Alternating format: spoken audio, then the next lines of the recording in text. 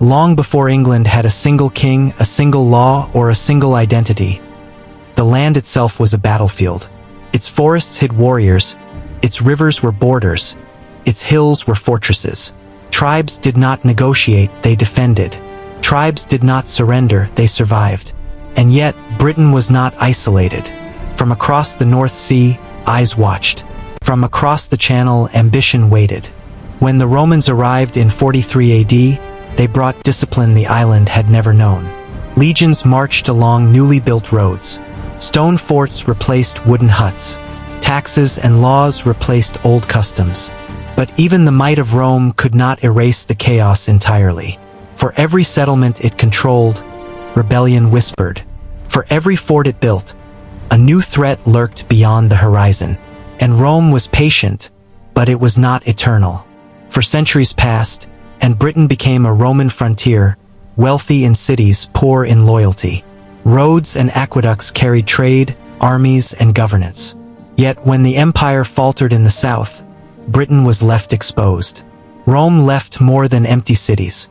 It left opportunity, and opportunity attracts violence. From the east came the Angles, Saxons, and Jutes. Ships appeared silently on the horizon. Villages burned. Families fled. Borders collapsed. Old tribal alliances were shattered. This was not immigration. This was conquest. For the people left behind, survival became a strategy. Every decision carried weight.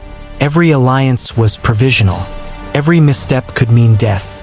From this chaos, kingdoms began to take shape. Not peacefully, not lawfully, but through conflict.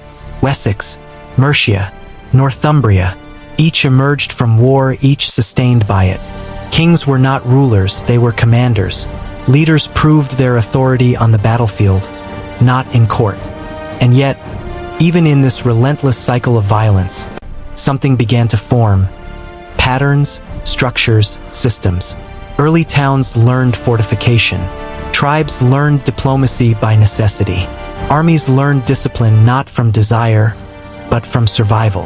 But the true test was yet to come. From across the sea, raiders arrived who were unlike any who had come before. The Vikings. Longships cut silently through mist and storm.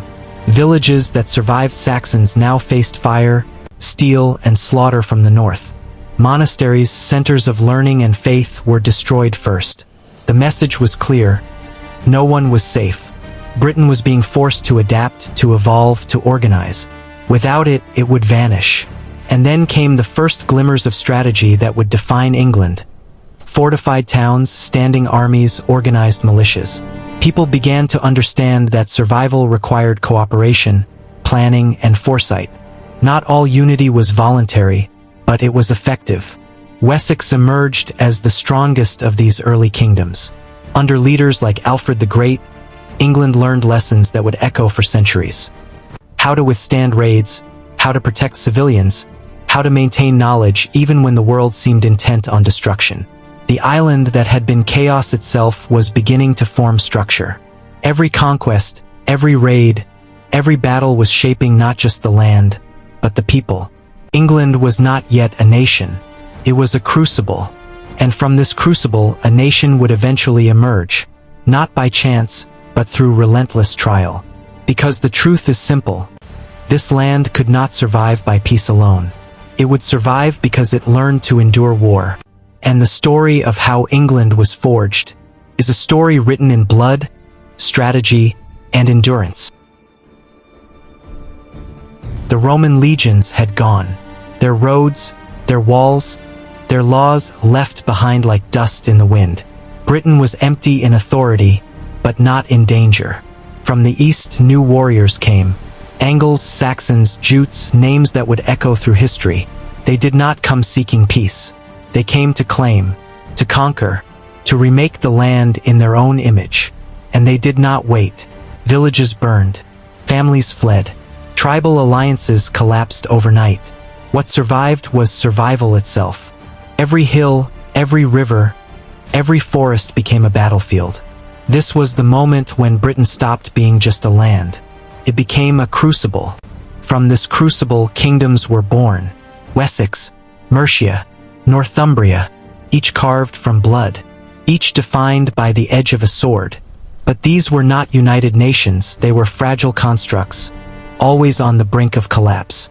And yet, even in this chaos, patterns began to form. Lessons written in fire and steel. Leaders emerged who understood that strength alone was not enough. Strategy was necessary. Foresight was survival. In Wessex, a kingdom rose that would become the island's shield. Its leaders taught their people to defend, to fortify, to endure. Villages learned to hide, to escape, to resist. Armies learned discipline. Survival was no longer random, it was taught. And then the raids came from the north. The Vikings, longships appearing like shadows on the horizon. Villages that survived Saxon conquest now faced fire and steel from a different kind of enemy. They were not here to settle. They were here to terrorize, to take, to punish. The Saxons had learned to fight, but could they adapt fast enough? Every raid brought new tactics. Every attack tested leadership, loyalty, and resilience. England was not yet united. It was not even cohesive. It was survival in motion. But within this chaos, something unexpected began. Identity. Not English yet, but the first signs of what would become a nation. Because to withstand invaders, to hold territory, to endure centuries of violence, kingdoms had to organize. Alliances formed. Fortifications grew. Armies became permanent. Knowledge was preserved. Every conquest, every defeat, every forced retreat was shaping the people, their laws, their culture, their future. The Saxon kingdoms were learning a truth that would define England for centuries. Strength alone does not secure survival, strategy, unity, and endurance do. And this is where history begins to pivot. Because even as Wessex learned to resist, the Vikings pressed on. The North Sea would deliver wave after wave of destruction, each one sharper, faster, more relentless. This was not just war. This was evolution through violence. The land was being hammered into order, not by kings alone, but by necessity. And by the end of this age, one fact would be undeniable. England was no longer just a collection of tribes. It was becoming something greater, something forged from centuries of conquest, survival, and relentless struggle. England was being built, but the fires of war had only begun.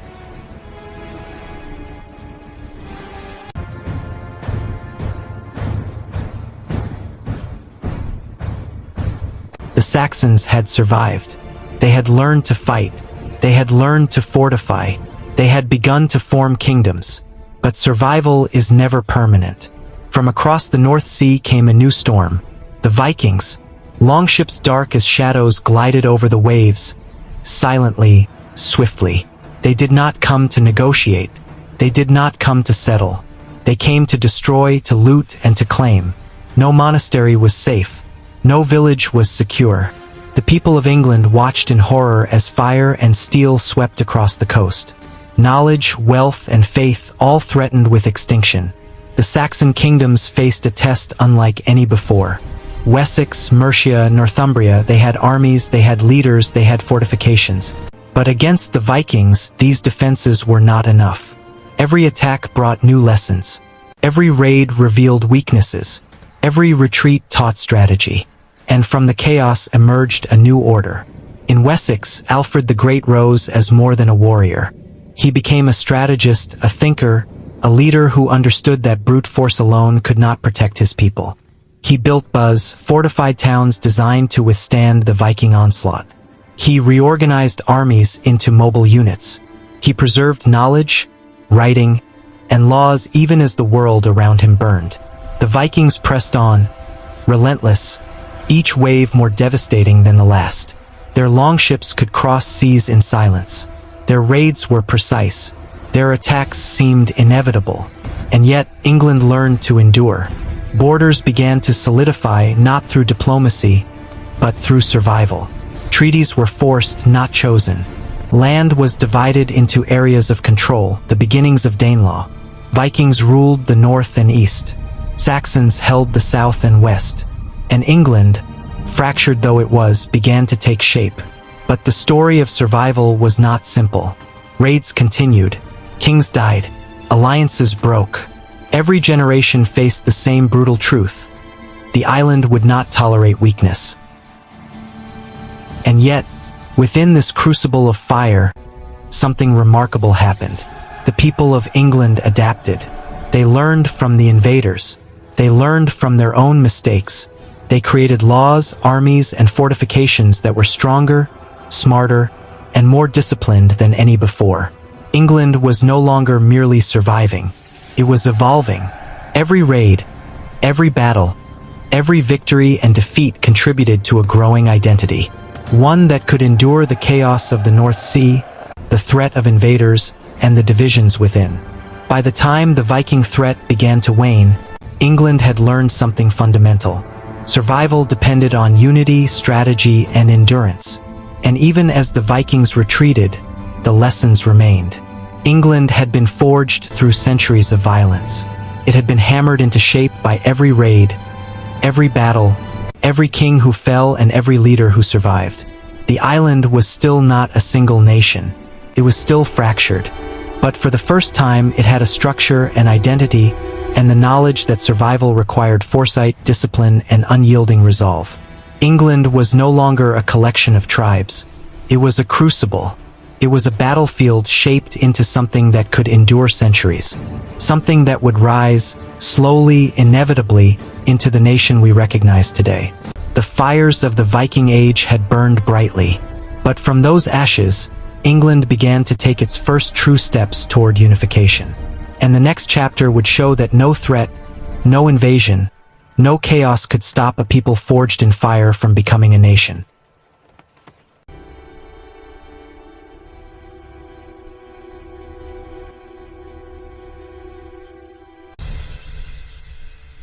The Vikings had withdrawn, but England was far from safe.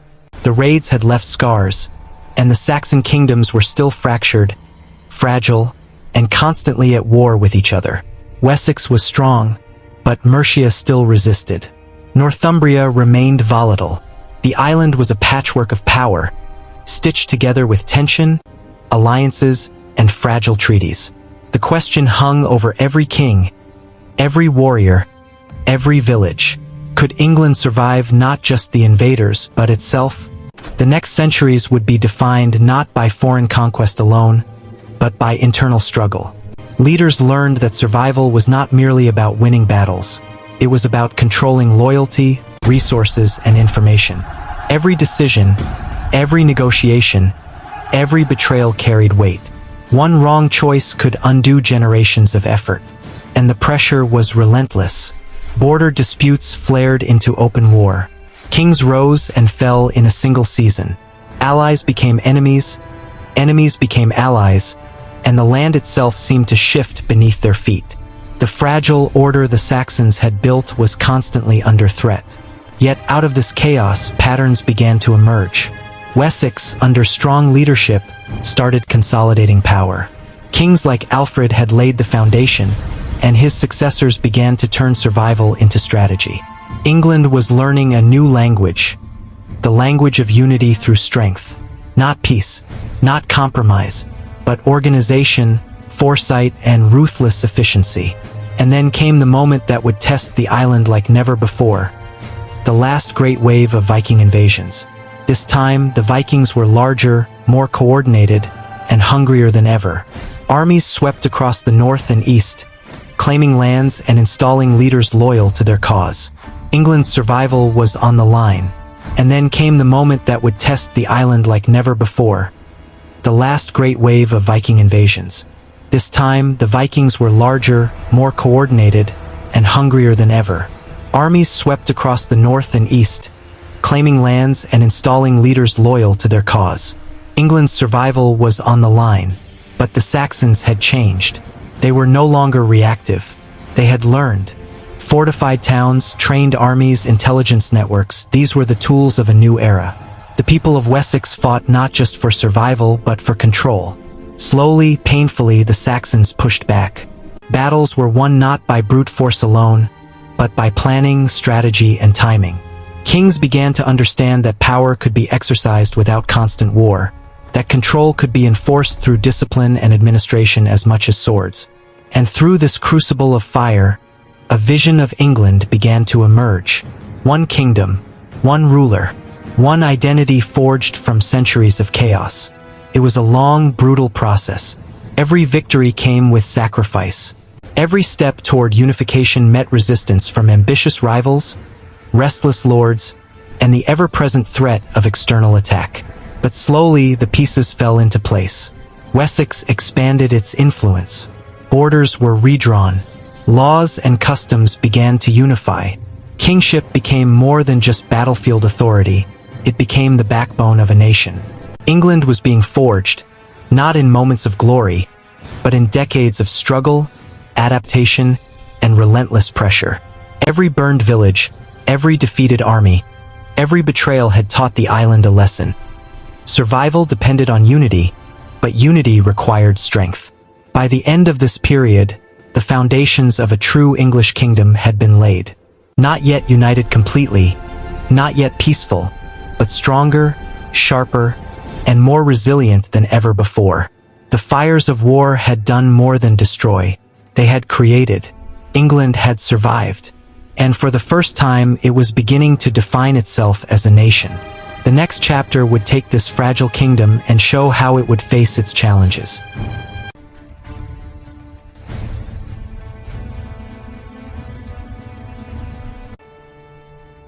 England had survived the Viking onslaught. The Saxons had adapted, learned, and endured. But survival alone does not make a nation. The fractured kingdoms still threatened to collapse under their own ambition. Mercia resisted. Northumbria wavered. Wessex expanded, but the island was far from whole. The next step was inevitable: conquest from within. Leaders emerged who understood that power could no longer rely solely on walls and armies. It required diplomacy, strategy, and vision. Kings would not simply defend, they would shape the island into a kingdom.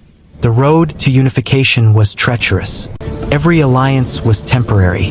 Every betrayal a reminder that ambition could be lethal. One false move, one misjudged negotiation, and centuries of progress could vanish in an instant. We must secure the northern pass before the storm breaks. Our forces need to move at dawn. And yet, slowly, the pieces began to fall into place. Wessex, already strong, began to assert authority over its neighbors. Through marriage, treaties, and decisive military action, it extended influence across the South and Midlands. Mercia weakened. Northumbria fractured under internal strife. But conquest alone was not enough. The new rulers needed loyalty not just from soldiers but from the people. Laws were standardized, customs codified. Leadership became more than a title, it became a framework for survival, order, and identity.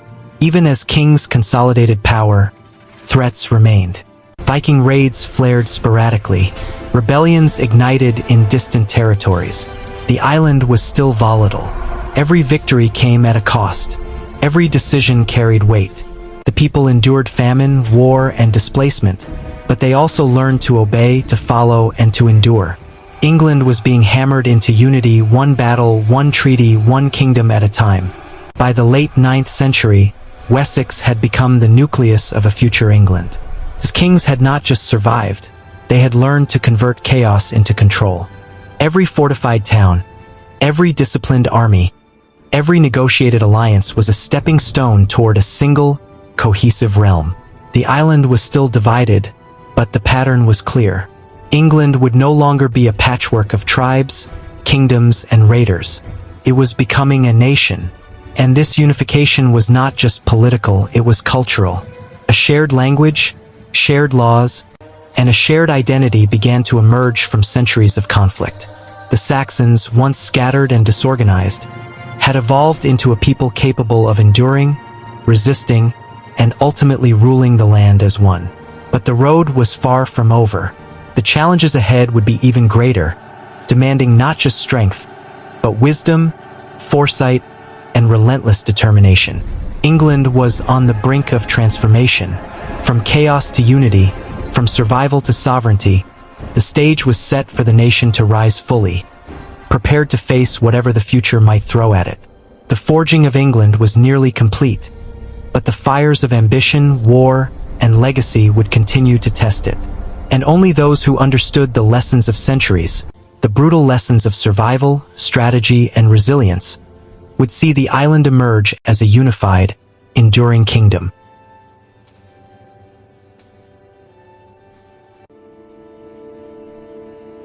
The centuries of war, fire, and survival had brought England to a pivotal moment. The island was no longer a fractured land of rival kingdoms, raiders, and fragile alliances. It was a crucible of endurance, strategy, and ambition. And from that crucible arose a king who would do what no Saxon ruler had yet achieved. Aethelstan. He inherited a world still scarred by centuries of Viking raids, still divided by ambition, yet primed for transformation. He understood something every previous ruler had struggled to grasp. Power was not only won on the battlefield, it was commanded through law, diplomacy, and vision. Aethelstan consolidated Wessex's dominance. He extended influence over Mercia, Northumbria, and beyond. Rival lords who had once defied Wessex now bowed, either through force or strategic alliance. The island was no longer a patchwork. It was becoming a kingdom, but consolidation was only the beginning. Aethelstan recognized that unity required more than submission. It required identity. Culture, laws, customs, and language had to be shared. A kingdom without cohesion was fragile. A kingdom with shared identity could endure centuries. He codified laws, reinforced fortifications, and built an army capable of defending the island from both external and internal threats. He negotiated with kings abroad, sending emissaries across Europe, demonstrating that England was no longer just a land. It was a player in a larger world. And the Vikings, though never fully gone, had been tempered. Some became allies. Some became integrated into the new order. The threat of invasion still lingered like a shadow, but England had learned to survive, to adapt, and to strike back with precision. By the end of Aethelstan's reign, the impossible had been achieved. England was, for the first time, a unified kingdom. Not just a collection of territories, not just a dominant region, a kingdom with borders, laws, and identity, a nation forged in centuries of fire and blood. And yet, the story is not merely one of kings and battles. It is the story of people who endured famine, war, betrayal, and chaos, and yet learned, adapted, and survived. Every village rebuilt, every soldier trained, every law codified was a step toward something far greater. England was born, not in a single moment of glory, but through centuries of struggle. Through fire, blood, and sacrifice, the island had been hammered into something unyielding. And the lessons of this era are clear. Survival is not enough. Strength must be cultivated. Unity must be enforced. Vision must be maintained. And history always rewards those who learn from the past. The unification of England marked the end of an age of chaos, but the beginning of a story that would shape centuries to come. So, if you've followed this journey, from the Saxon raids to Viking terror, from Wessex's resilience to Aethelstan's triumph, you've seen how history was forged in fire, blood, and relentless determination. And here's the question for you. What would it take for a nation today to endure centuries of chaos and emerge stronger? Think about it. Study it. Learn from it. Because history is not just the past. It's the blueprint for the future. If you want more epic journeys into history's most fascinating stories, hit that subscribe button, ring the bell, and join the journey, because the next story will challenge everything you thought you knew about the past. The story of England's rise is over, but the journey into history's secrets has only just begun.